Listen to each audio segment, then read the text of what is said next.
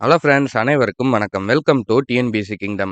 இன்னைக்கு நம்ம இந்த வீடியோ பதிவில் என்ன தகவல் பற்றி பார்க்க போகிறோம்னா, வரப்போகிற 2025 குரூப் 4 எக்ஸாமுக்கான யூனிட் 8 அண்ட் யூனிட் 9 வந்து நம்ம எங்கே படிக்கணும், பாட புத்தகத்தில் சிலபஸில் அவங்க கொடுத்துருக்கிற டாபிக்ஸ் வந்து நம்மளுடைய பாட புத்தகத்தில் எங்கெங்கே கவர் ஆகுது, எந்தெந்த பாடங்களுக்கு வந்து நம்ம ரொம்ப இம்பார்ட்டன்ஸ் கொடுத்து படிக்கணும், எதில் இருந்து அதிகமான கேள்விகள் கேட்பாங்க அப்படிங்கிற மாதிரி ஒரு ஃபுல் ஓவர்வியூ தான் பார்க்க போகிறோம். அண்ட் இந்த வீடியோவை நீங்கள் முழுசாக பார்த்தீங்க அப்படின்னா யூனிட் 8 அண்ட் யூனிட் 9லேருந்து கேட்கக்கூடிய கேள்விகளில் 90 to 95% நீங்கள் கம்பல்சரி அட்டன் பண்ணிடுவீங்க. சரியா? இந்த பாடங்கள் மட்டும் படித்தா போதும். உங்களால் யூனிட் 8 அண்ட் யூனிட் 9ல் கம்பல்சரி எல்லா கேள்விகளையும் உங்களால் அட்டன் பண்ண முடியும். சரியா? பாடத்தை இப்போ நம்ம இந்த வீடியோவை ஸ்டார்ட் பண்ணுறதுக்கு முன்னாடி தயவு செஞ்சு ஒரு பென்னும் ஒரு பேப்பரும் எடுத்துக்கிட்டு உட்காருங்க. சரியா? நோட்டில் இதை நோட் பண்ணாமல் நீங்கள் சும்மா வெறும் வீடியோ மட்டும் பார்க்குறது எந்த ஒரு பிரயோஜனமும் கிடையாது. உங்களுக்கு 10 பைசா கூட பிரயோஜனம் கிடையாது. சரியா? உங்களுக்கு எந்த பலனுமே அது தராது. தயவு செஞ்சு ஒரு நோட்டும் ஒரு பென்னும் எடுத்துக்கிட்டு உட்காருங்க. இதுக்கு முன்னாடியே நம்ம ஹிஸ்ட்ரி, பாலிட்டி, ஜியாகிரஃபி, எக்கனாமிக்ஸ் எல்லாத்துக்கும் வேர் டு ஸ்டடி போட்டிருக்கோம் தனித்தனியா. அதுலயும் எந்தெந்த பாடங்கள் இம்பார்ட்டன்ட், எதுக்கு முக்கியத்துவம் கொடுக்கணும், எந்த ஸ்டாண்டர்ட் வந்து ஃபர்ஸ்ட் படிக்கணும், எதை வந்து அதிகமான கேள்விகள் கேட்பாங்க எந்த பாடத்துல இருந்து அப்படிங்கிற மாதிரி தெளிவா நம்ம எக்ஸ்பிளைன் பண்ணியிருக்கோம். அந்த வீடியோவை பார்க்காதவங்க தயவு செஞ்சு அதை பார்த்துட்டு படிக்க ஸ்டார்ட் பண்ணுங்க. கீழே டிஸ்கிரிப்ஷன்ல லிங்க் கொடுத்துருக்கேன். இல்லைனாலும் நம்மளோட பிளேலிஸ்ட்ல ஆட் பண்ணியிருக்கோம். ஓகேவா? மறந்துடாம செக் பண்ணிக்கோங்க. இப்போ நம்ம வாங்க வீடியோவை ஸ்டார்ட் பண்ணலாம். உங்களுக்கு அந்த வீடியோ பார்த்தீங்கன்னா, இது எல்லாமே உங்களுக்கு புரியும். நான் திரும்பவும் ஃபர்ஸ்ட்லேருந்து எது டாபிக் இதெல்லாம் எக்ஸ்பிளைன் பண்ண விரும்பல. நீங்க அந்த வீடியோலேருந்து கரெக்ட்டா வரிசையா பார்த்துக்கிட்டே வாங்க. உங்களுக்கு நான் சொல்லப் போறது புரியும். ஓகேவா? இப்போ வாங்க ஸ்டார்ட் பண்ணலாம். யூனிட் 8 பொறுத்தவரைக்கும் ஃபர்ஸ்ட் டாபிக் வந்து தமிழ் சமுதாய வரலாறு அப்படிங்கிறது. இந்த டாபிக்லாம் எங்க இருக்குங்கிறது நான் ஆல்ரெடி வீடியோல சொல்லியிருக்கேன். இங்க குடுத்திருக்கிற டாபிக். ஓகேவா? இத நீங்க புதுசா இப்ப இந்த வீடியோ பார்த்தீங்கன்னா உங்களுக்கு புரியாது. அப்படி யாராவது புதுசா பார்க்குறீங்கன்னா, தயவு செஞ்சு ஃபர்ஸ்ட்லேருந்து எல்லா வீடியோவும் பார்த்துட்டு இந்த வீடியோவை பாருங்க. அப்பதான் கன்டினியூட்டி இருக்கும். ஓகேவா?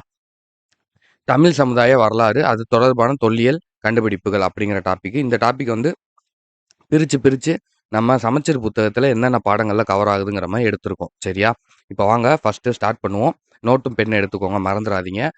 நம்பர் 1 வந்து தமிழ் சமுதாய வரலாறு அப்படிங்கிறது. இதுல வந்து நீங்க என்னென்ன பாடங்கள் படிக்கணும் இந்த டாபிக் கவர் பண்றதுக்கு அப்படின்னா, 6th ஸ்டாண்டர்ட்ல வந்து பண்டைய கால தமிழகத்தில் சமூகமும் பண்பாடும் சங்ககாலம் அப்படிங்கிற பாடம்.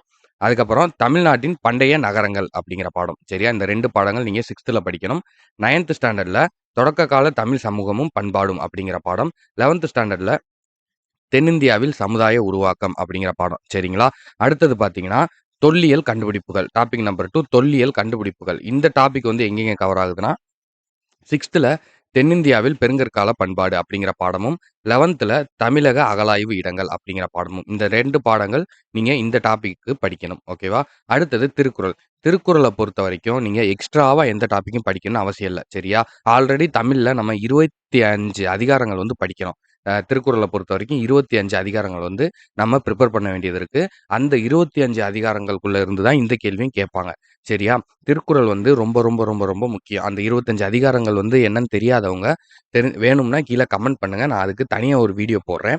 அதுக்கப்புறம் அந்த 25 அதிகாரங்களும் ஒவ்வொரு அதிகாரத்துல இருந்தும் டெய்லி 5, 5 குறளா வந்து நம்ம வீடியோ போடலான்னு இருக்கோம். நம்மளோட சேனல்ல கூடிய சீக்கிரம் எக்ஸ்பிளனேஷன் வீடியோ போடலான்னு இருக்கோம். நீங்க திருக்குறளை பொறுத்த வரைக்கும் அந்த குறளே மனப்பாடம் பண்ணணும் அப்படிங்கிறதெல்லாம் அவசியம் இல்ல.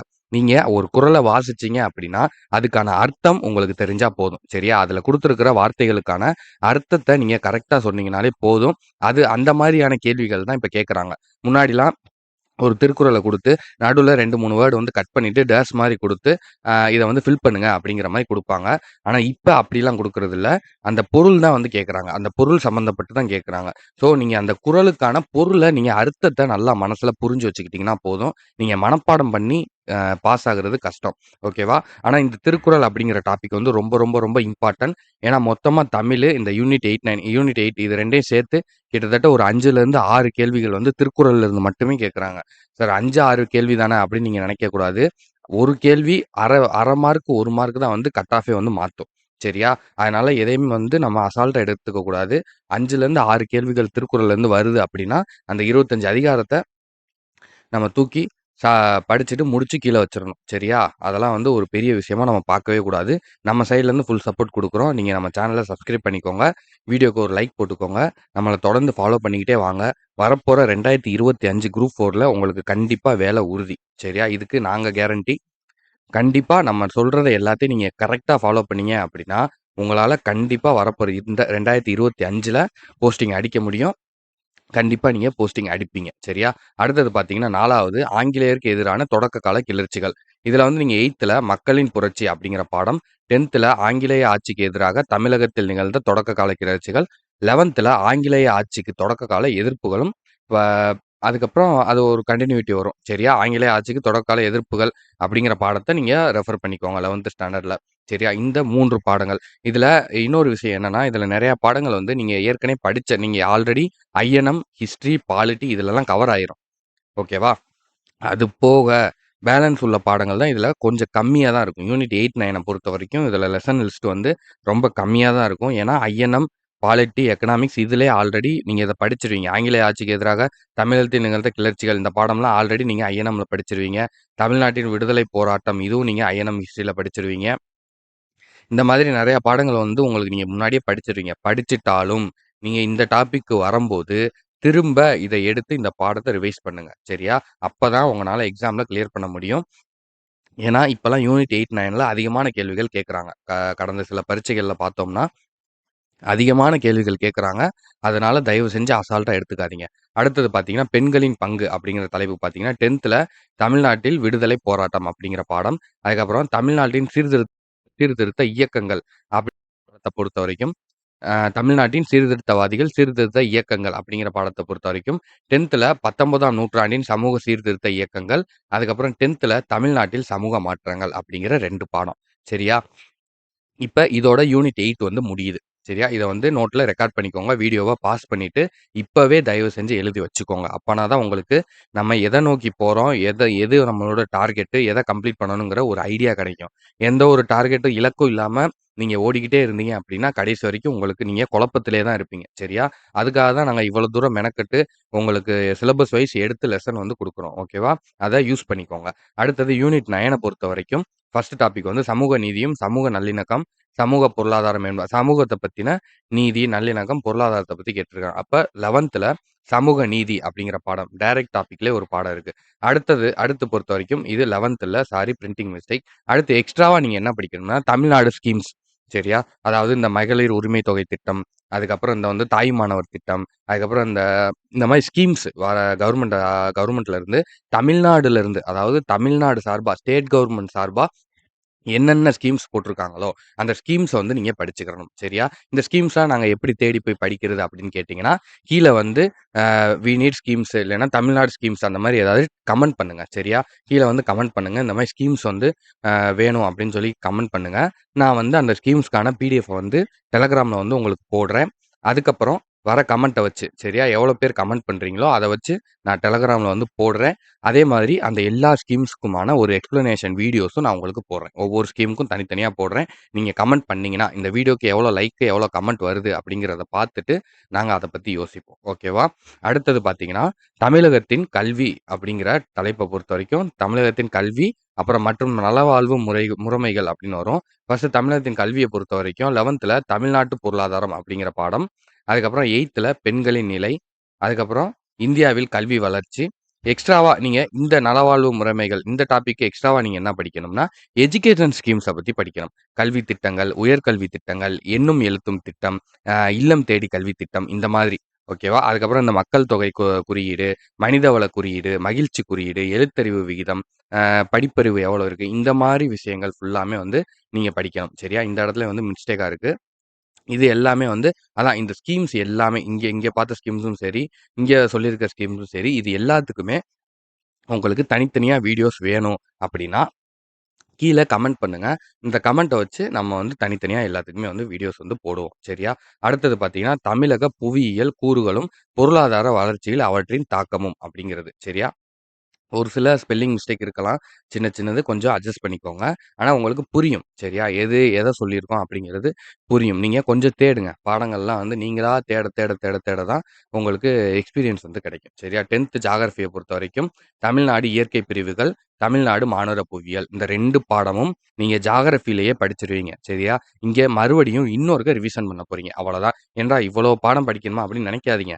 எல்லாமே கன்டினியூட்டி தான். எல்லாமே ஒண்ண தொட்டு தான் போகும். சரியா? அதனால நீங்க எந்த பயமும் இல்லாம அதனால தான் நீங்க இவ்வளவா, அவ்வளவா நினைக்கிறதெல்லாம் உங்களுக்கு பயமா இருக்கும்.